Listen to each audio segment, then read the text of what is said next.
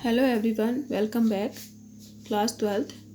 Today we are going to discuss about the bioreactors. Okay, bioreactors क्या होते हैं इनके बारे में हम आज डिस्कस करेंगे. तो बायो मीन्स होता है लिविंग रिएक्टर्स में हो गया आपका एक कोई वेसल्स, ठीक है, जिसमें क्या होता है आपका मटेरियल जो हमारा डिज़ाइन मटेरियल है उसके फॉर्मेशन को क्या किया जाता है आपका सक्सीड किया जाता है, ठीक है. तो these are the large vessels volume vessels approximately about 100 to 1000 litre, ठीक है. 100 से 1000 लीटर तक का इस पर क्या रह सकता है आपका वॉल्यूम आपका इकट्ठा हो सकता है इस पर, ठीक है. It which raw material are biologically converted into the specific product. तो इस पर क्या होता है आपका जो रॉ मटेरियल है होता है उसको आपका बायोलॉजिकली आपका स्पेसिफिक प्रोडक्ट में आपका कन्वर्ट किया जा सकता है आपका, ठीक है, या आपका इंडिविजुअल एंजाइम में कन्वर्ट किया जा सकता है etcetera using the microbial plant animal और ह्यूमन सेल्स. यानी कि आपका इसमें लिविंग सेल्स का ही क्या होगा आपका यूज़ होगा किसी भी प्रोडक्ट को तैयार करने के लिए, ठीक है. स्पेशली आपके जो एंजाइम्स होते हैं आपके प्रोटीन्स होते हैं उनके प्रोडक्शन में इसका यूज़ किया जाता है. अ bio reactor provides the optimal condition for achieving the desired product by providing optimum growth condition like the temperature, pH, substrate और हो गया आपका सॉल्ट्स, विटामिन्स एंड ऑक्सीजन, ठीक है.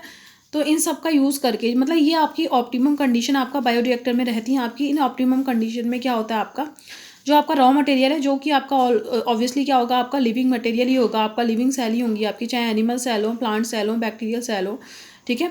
उनका यूज़ करके क्या किया जाता है आपका एक डिज़ायर प्रोडक्ट आपका एंजाइम प्रोटीन वगैरह आपके बनाए जाते हैं. उसके लिए ऑप्टिमम कंडीशन प्रोवाइड की जाती है आपका रिएक्टर को, जैसे ग्रोथ कंडीशन, जैसे आपका टेम्परेचर आपका ऑप्टिमम होना चाहिए, पीएच आपका ऑप्टिमम होना चाहिए, सबस्ट्रेट आपके एक्यूरेट होने चाहिए, आपका सॉल्ट्स होना, विटामिन्स और आपके ऑक्सीजन है, इन सब का जो अमाउंट हो या फिर आपकी जो मात्रा है वो क्या होनी चाहिए आपकी पर्टिकुलर होनी चाहिए. तो यहाँ पर कोई एक आपका बायो रिएक्टर दिखाया हुआ है आपका, ठीक है. ये आपका सिंपल आपका स्ट्राइड टैंक बायो रिएक्टर है आपका. आप देख सकते हैं यहाँ पर को acid base for pH control, यहाँ पर को लिखा है आपका पीएच कंट्रोल के लिए. यहाँ ये आपका एसिड बेस आपका यहाँ बैलेंस किया जाएगा जिससे पीएच कंट्रोल होगा. आपका स्ट्रीम फॉर स्टेरिलाइजेशन, यहाँ पर आपका स्ट्रीम का है आपका स्टीम यानी कि भाप के लिए आपका स्टेरिलाइजेशन के लिए आपका, ठीक है.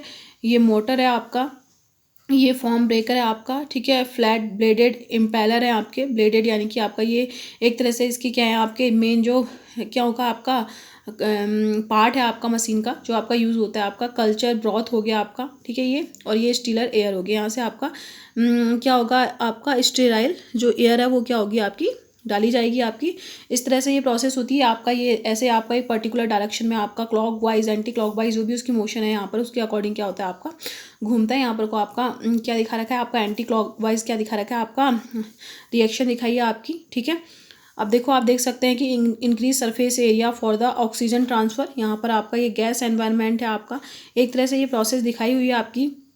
यहाँ लिखा भी है आपका sparged stirred tank bioreactor through which sterile air bubbles are sparged, ठीक है. इस तरह से आपको ये वाला डायग्राम मेनली आपको इसका जो डायग्राम है ये आपको फोकस करना है, ठीक है.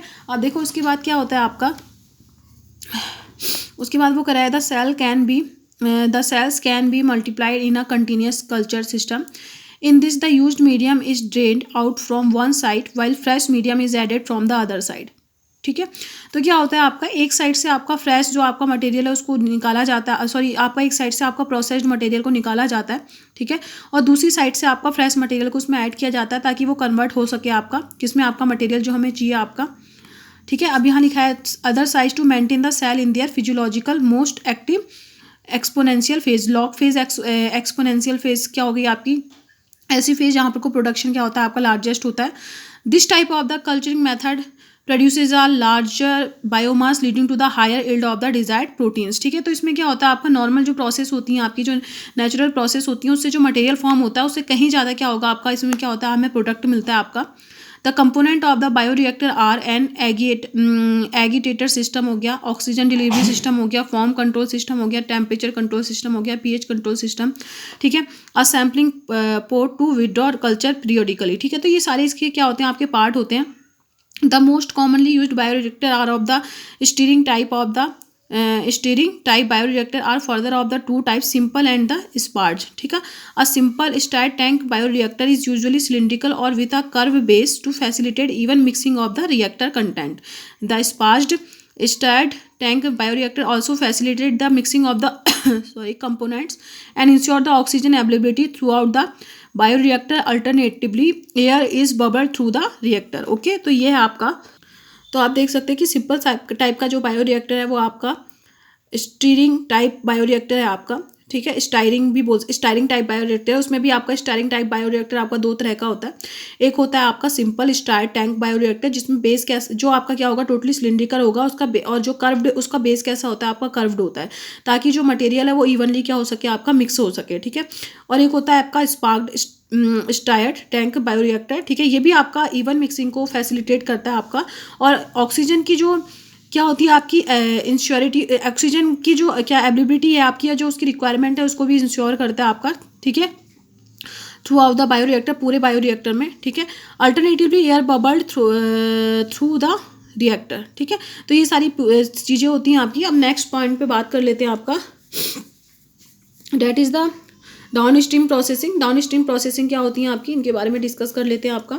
सो डाउन स्ट्रीम प्रोसेसिंग जो होती है आपकी, प्रोडक्शन के फॉर्म होने के बाद, जो भी हमारा डिज़ायर प्रोडक्शन आपका फॉर्म हो चुका है, उसके बाद की जो प्रोसेसेस होती हैं, कौन कौन सी प्रोसेसेस होती हैं आपकी, एक सेपरेशन की होती हैं और एक किसकी होती हैं आपकी, प्यूरिफिकेशन की।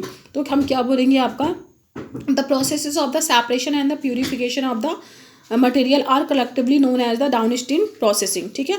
After completion of the biosynthetic phase, the product has to be subjected through a series of the processes before it ready for the marketing as a finished product. The processes include the separation and the purification of the product, which are collectively called the downstream processing.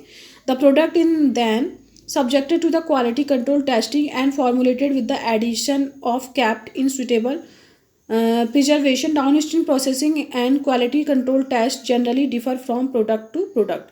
वही आपका market में cell करने से पहले, market में उसको available कराने से पहले डाउनस्ट्रीम प्रोसेसिंग की जाती है।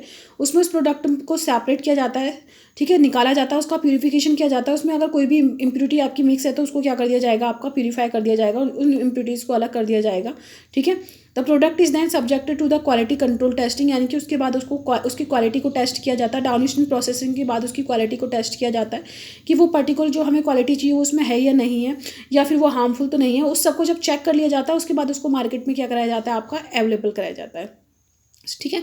अभी ये कह रहे हैं कि आपका जो डाउनस्ट्रीम प्रोसेसिंग होती है, क्वालिटी टेस्टिंग जो प्रोसेसिंग होती है, वो आपका क्या होता है, आपका प्रोडक्ट टू प्रोडक्ट क्या करती है, आपका डिफर होती है, ठीक है। तो ये हमारा जो आपका बायोटेक्नोलॉजी का जो चैप्टर है वो आपका कंप्लीट हो चुका है, ठीक है।